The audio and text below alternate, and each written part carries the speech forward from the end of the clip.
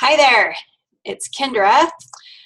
This class is all about cleaning and cooking with essential oils, two of my very favorite ways to use essential oils, so I'm pretty stoked about this class. I hope you find it as valuable as I do. So I'm sorry that I'm small. The window in here on this recording is small of me because I want you to be able to see the whole screen and take pictures of the recipes that I share with you without me being in the way. Okay, so moving right along.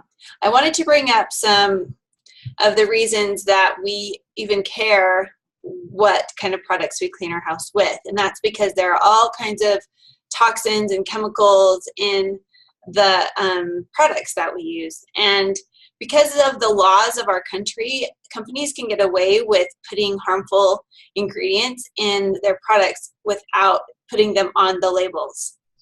So I'm not going to read this whole thing to you. If you want to take a picture of that or you have access to this, for the rest of your life, you can always refer back to it. You can Google some of this stuff and find your own information if you want even more details, because there's a lot out there. I really summarized it here on this slide for you. But I did put a couple of trigger words on there. Look for the words fragrance and antibacterial. If that is on the label, you can bet that those harmful ingredients are in that product. So stay away from those words. Okay, so here we have examples of all kinds of, pretty much I think every household cleaning product you can think of is somewhere on this list, on this slide.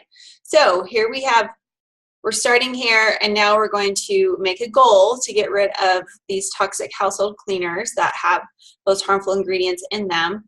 I also added some other things that you'll want to consider changing in your home. If you have air fresheners, if it's anything that is synthetic, it's harmful. Because when you breathe it in, we teach this all the time in our essential oil classes, when you breathe something in, it immediately goes into your bloodstream and it wreaks havoc in your body. So plug-ins, anything scented, the scented wax, I know that's been popular for years. Put it on the burner or whatever, and then candles, just none of that is good for your health. It's just not. There are much safer and better ways to make your house smell good. Non-stick pans. The coating on those non-stick pans actually has been shown to cause cancer in lab animals, so get rid of those. Plastic containers, especially those with BPA, get rid of those. Perfumes, again, they're all synthetic. They just don't do anyone any good when you're smelling that. It's just causing problems. Antiperspirants, so those have, generally the terrible ingredient in that is the aluminum, so avoid those. And then we have dryer sheets or liquid fabric softeners. Those dryer sheets are some of the most toxic things you can have in your home. Whenever I say that to people, they just look at me like, are you kidding me? I've always used them. I was the same way, believe me. I was shocked too. But so moving on, then the next page, we're going to give you some things to replace all of those items with, so that are healthy and safe for your environment. So non-toxic household cleaners. I'm going to give you so many recipes for that in this class. Your mind's going to be blown, and you're going to have no excuses anymore to have any of the junk that you're buying, okay? Essential oil diffusers. No brainer, right? Get rid of the air fresheners and use actual essential oils, and you'll be giving your body a health benefit while making your house smell good. Stainless steel cookware, use that instead of the non-stick pans. That's what I use. I've used it for 10 years at least, and that, what am I trying to say? The material on the stainless steel lasts forever. And if you get a good quality brand, then you're never going to have to buy another set of pots and pans again. But if you've used non-stick pans, you'll see that stuff starts to flake off and get in your food. I mean, Come on, there's nothing good about that. I know it's convenient, but the stainless steel works great, I promise. Glass food containers. Just replace your plastic food containers with glass. It's pretty simple. I've been doing that over time. I know some of these, you know, you have to consider the cost. So this is just a goal to have. See something on this list that you're like, I can change that right now and do it. And then next month, do something else. So yeah, I've slowly been replacing my plastic containers with glass ones. And then essential oils instead of perfume. You can easily find a blend that you love and makes you feel pretty, or you can even find one for men. They don't need to be wearing cologne, same problem.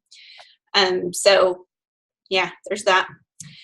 Get a natural deodorant instead of the antiperspirant. I'm going to fess up something right now, you guys. I don't particularly like doTERRA's deodorant. I know, did I just say that? I gave it a good run, but I don't know, just wasn't my favorite for different reasons. The brand that I use is called Native. So if you want to check that one out instead, you're welcome to. And then the dryer balls I use instead of the dryer sheets. And I just put essential oils on there to make my clothes smell good. Lavender and Purify are two of my favorites when I'm doing that. Okay, I hope that gave you some food for thought. Now I'm going to give you a lot of recipes. So, and I'm not going to like sit and read everything on these slides. So feel free to just take a picture and of the ones that you want and that you want to try and make. So this all-purpose cleaning spray, I was looking at the ingredients on it, and every single ingredient is identical except for the grapefruit, because I think in On Guard it's wild orange instead. I think it's wild orange or lemon. But anyway, it's a citrus, and so that is basically On Guard right there. That all-purpose cleaning spray is basically On Guard. And so you could even just use On Guard instead of all of those different oils, and probably put, I don't know, 10 drops, 12 drops in a 16-ounce bottle. Just add up all those drops, figure it out. Or, this is what I use, the On Guard Cleaner Concentrate, which the instructions are right there. I use this everywhere in my house. It's super simple. I don't have the natural stone countertops though. So you'll make note of that this is not recommended for use on many natural stone countertops. So if you have countertops that you care about out of natural stone, just be careful with this one. Never fear, I have a countertop cleaning spray for you that will not damage your natural stone countertops. So there it is right there. And then a glass and window cleaning spray. And you'll notice that DIY cleaning tip on the bottom. You can add a little bit of rubbing alcohol to prevent streaks. So take your picture. I'm going to give you a second. Okay, moving on. A mattress freshener spray. You can use this one when you change the sheets. Every time you change the sheets, you can spray that on the mattress, freshen it up. You'll notice a DIY tip on that one too. It says once a month use the dry cleaning method. That is just adding some drops of essential oil to a cup of baking soda, and then you sprinkle it all over your mattress. Let it sit for an hour, and then you vacuum it up. I admit I have not tried this one, but it intrigues me. Stainless steel cleaning spray. That one's very simple. And I haven't tried that one either, but I'm intrigued by that one because my fridge is terrible right now and I haven't found a solution for it. So I'm committing to you guys that I'm going to do that one. That one looks good. The multi-surface floor cleaning spray, or the tile and grout cleaning spray. This both for floors, obviously. On the first one here on the left, there's another DIY tip for a heavy-duty floor cleaner. Try adding a 1/4 teaspoon baking soda for every ounce of spray. So you guys, I got this, by the way, I got all these recipes from a tear sheet that I found at Oil Life. So that's why I'm not totally familiar with all of these, and I haven't made all of them, but so these are legit is what I'm saying. I didn't like make these up. Okay, toilet bowl cleaning spray. I do something else in my toilet that's natural. I just do white vinegar and baking soda and then essential oils. It makes kind of like a science project in your toilet. Bubbles. Kids love it. So that's fun. But here's this cleaning spray here that looks fantastic. Lemongrass is killer. So I'm intrigued by this one too, actually. And the tub and shower cleaning spray. Yeah, if that's your gig, there you go. Wood furniture cleaning spray. I think that one looks yummy. Wouldn't you want to make your wood and everything smell like lemon and wild orange? Yummy. And then the fruit and veggie cleaning spray. And I do clean my fruit and veggies with essential oils. You know what I do? This is my life hack. I use On Guard hand soap. I know, but I just squirt it. I'm so lazy. I just squirt it right into the container of the strawberries or blueberries or whatever it is I'm washing. Right there, I just clean them off with my hands with the soap, rinse it off, and I'm good to go. So there's that too. I just am all about being fast, you guys. But if you had these sprays made, I mean, it would be fast. I just haven't made that spray, so I like it though. Looks good. Okay, now let's get into the cooking part. This is where I really get excited. I don't know. So whenever you're using essential oils, you want to add them towards the end of the simmering, baking, or boiling process, and that is because they do evaporate, and so you want to have as much flavor as possible still in the dish. So just do it towards the end. Plus, it does change the chemistry a little bit. I mean, if you want more of the medicinal benefit when you're using essential oils with cooking, then you don't want to cook them off too much, okay?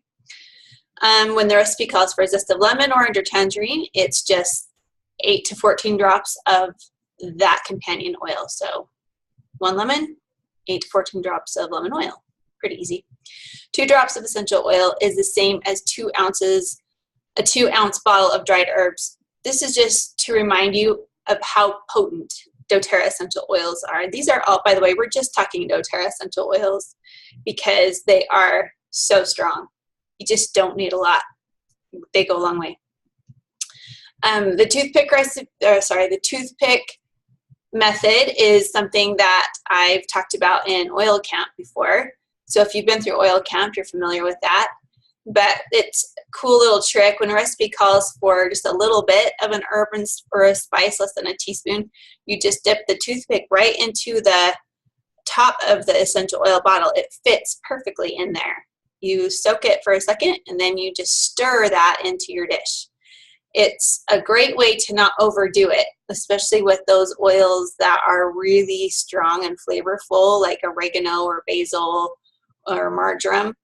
So the toothpick method, it keeps you safe. And then this is just a rule of thumb. 1 tablespoon of dried spice or an herb is the same as a half to a drop of essential oil, doTERRA essential oil. So little goes a long way. Okay, there we go, the toothpick method. Use it for cinnamon, clove, ginger, and oregano oils. And there are others too that are pretty strong, but those for sure.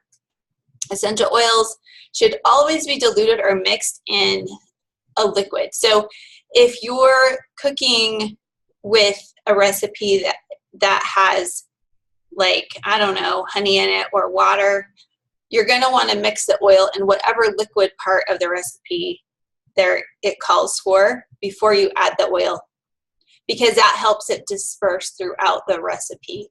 So for example, I don't generally use essential oils when I am just putting spices on a chicken, like a frozen whole chicken that I'm going to cook in my Instant Pot, because there's not any, it's all dried, you know, all of the recipe calls for all dried herbs.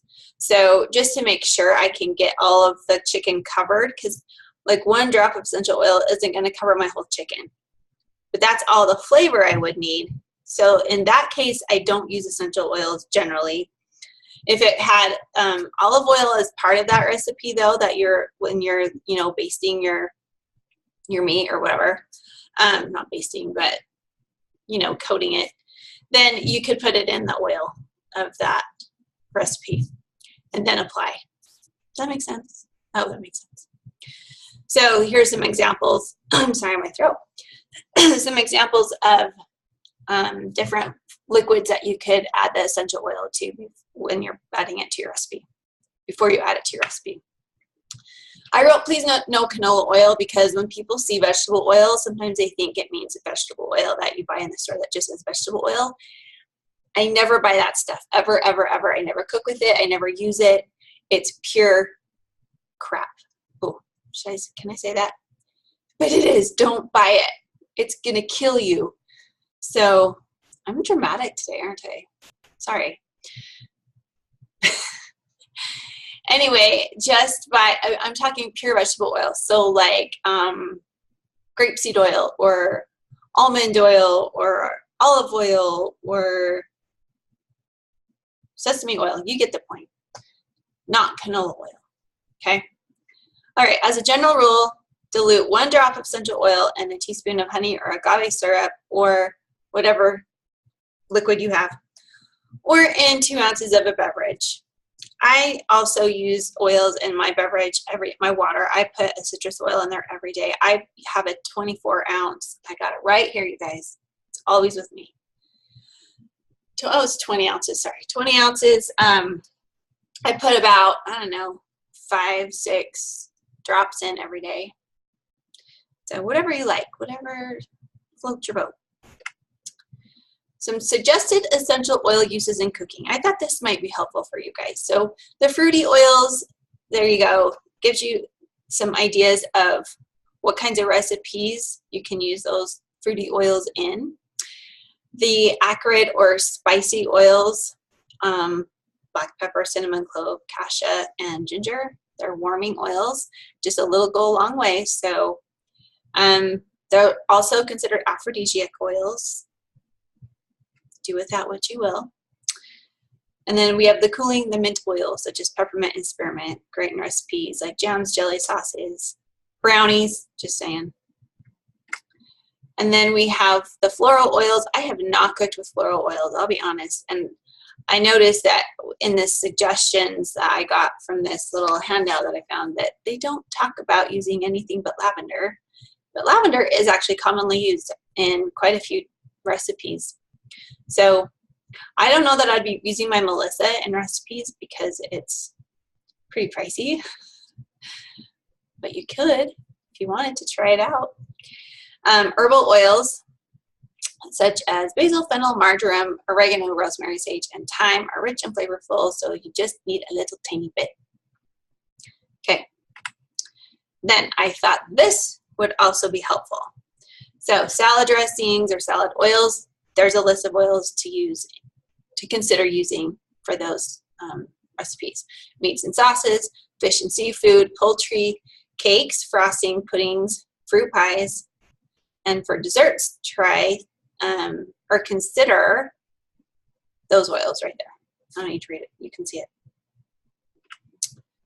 Continued, herbal teas, cool refreshing drinks, hot drinks, pizza or pasta dishes.